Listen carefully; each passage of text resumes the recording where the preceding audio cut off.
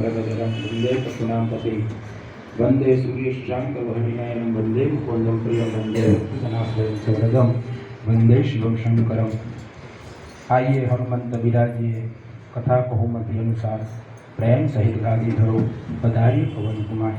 एवं वांग्मय शिव महापुराण वांग्मय स्वरूप भगवान शिवजीना चरणમાં વંદન કરતા, જલારામ બાપાના ચરણમાં વંદન કરતા, મારા ઈષ્ટ દેવતા એવા ભાગવત ભગવાનના ચરણમાં વંદન કરતા, જેની નિશ્રામાં મને રહેવાનો અવસર પ્રાપ્ત થયો છે એવી જગતજનની આદ્ય શક્તિ આદ્ય ભવાની મા ઉમિયાના ચરણમાં વંદન કરતા, મારા માતા પિતા તથા મારા સદગુરુજીના ચરણમાં વંદન કરતાની સાથે વ્યાસાસન ઉપર બિરાજમાન દાદા પંડિત દાદાના ચરણમાં વંદન કરતા, વિપ્ર દેવતાના ચરણમાં વંદન કરતા, હરેશભાઈ ગોરના ચરણમાં વંદન કરતા અને દરેકના હૃદય કમળની અંદર જે ચૈતન્ય સ્વરૂપ બિરાજમાન છે એ ચૈતન્ય સ્વરૂપને વંદન કરતાની સાથે દરેકને જય સિયારામ, જય સિયારામ, જય સિયારામ, જય સિયારામ, જય સિયારામ, જય સિયારામ।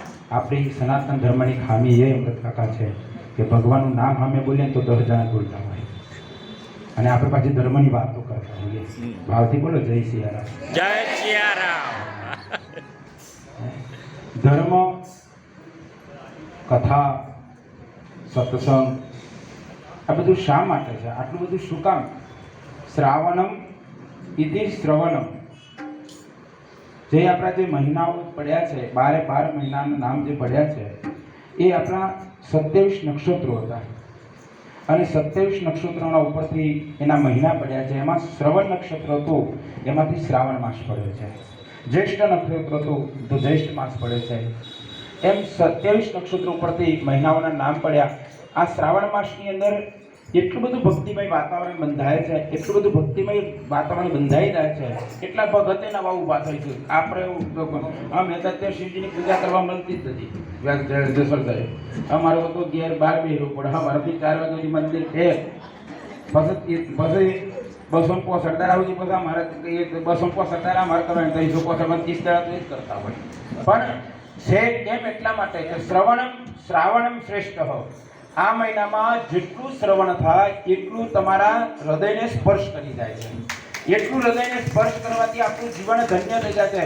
મોબાઈલની બેટરી હોય ને મોબાઈલની બેટરી જો ચાર્જિંગ હરીશભાઈ ન કરીએ અને મોબાઈલ એમ કહો તમે ઉપડો ચાલુ થાવ તો નવું ચાલુ થાય, એમ આ દેહની અંદર જો સત્સંગ ના થાય તો મન પણ સાફ નથી શકે।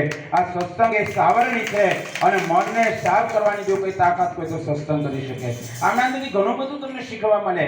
શિવ મહાપુરાણના અંદર દાદાએ વાત કરી, જેવી રીતે તમે જો 5 તત્વોની વાત કરી, આ પૃથ્વી તત્વથી શરીર બંધાયું, જળ તત્વથી શરીર બંધાયું, અગ્નિ તત્વથી શરીર બંધાયું, વાયુ તત્વથી શરીર બંધાયું, આકાશ તત્વથી શરીર બંધાયું। આ 5 તત્વો તમે જો ખોલવામાં આવે તો સાયન્સ 0 થઈ જાય અને શાસ્ત્ર અમૂલ્ય થઈ જાય।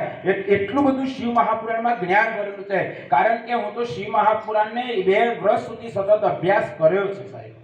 સતત મેં મારે શિવ મહાપુરાણ એવું કરવું હતું કે 1 વાગે કથા ચાલુ થાય ને આજે 6 વાગી જાય, 7 વાગી જાય અને મારું લેસન કરેલું ફેર અડધું બાકી રહી જાય, એટલો મેં અભ્યાસ કરેલો છે। અભ્યાસ કરતા કરતા મેં શિવ મહાપુરાણને વાંચ્યું ને ત્યારે મને એમ થયું કે હું તો ખૂબ દૂર રહી ગયો સાહેબ। એટલું બધું તત્વ મહાદેવના ચરણોમાં પડ્યું છે, એટલું બધું મહાદેવના ચરણો, અને પછી અભ્યાસ જાગ્યા, એટલો બધો અભ્યાસ જાગ્યો, પછી એવો અંદર ડૂબકી લાગવાની એવી થઈ કે હવે એમ લાગે કે આમાં જ રહેવું, બીજા ક્યાંય જવાની જરૂરિયાત નથી। એટલું તત્વ શિવે કલ્યાણનો માર્ગ છે। તમારી અંદર જ્ઞાન હોય તો તમારું કલ્યાણ થવાનું જ છે।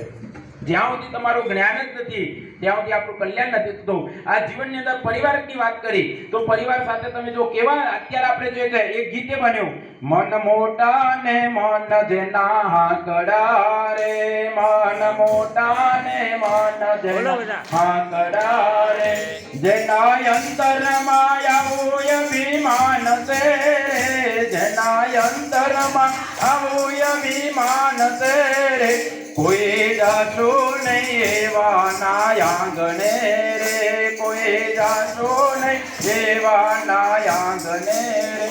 મેલ મોટા થઈ ગયા પણ મન હાંકડા થઈ ગયા છે।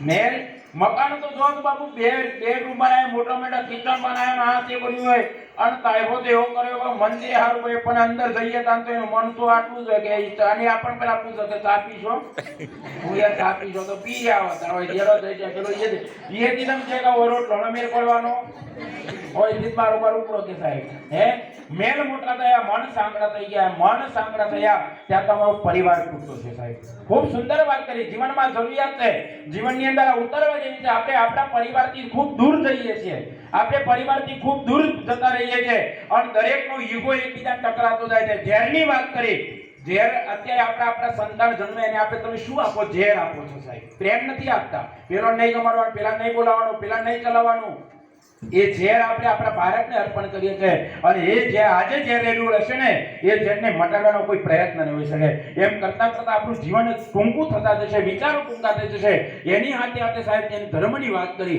સનાતન ધર્મને જો અખંડ રાખવો હશે તો પહેલા પવિત્રતાની ખૂબ જરૂર પડશે સાહેબ પવિત્રતા જો હું તમને ગેરંટી આપી કહું આપણા ઋષિમુનિઓએ કથા કરી છે અનસૂયામાં ખૂબ જ્ઞાની હતા દત્તાત્રેયના એમ કહેવાય કે અત્રિજીના પત્ની ખૂબ જ્ઞાની હતા પણ અનસૂયાએ કદી કથા વ્યાસપીઠ ઉપર બેઠી કથા કર્યો બતાવો સાહેબ એક શ્રીરામ શર્મા ગાયત્રી પરિવારની અંદર પોતે ભૂદેવ હતા તમે દાદા પાંડુરંગમાં જતા હોય તો દાદા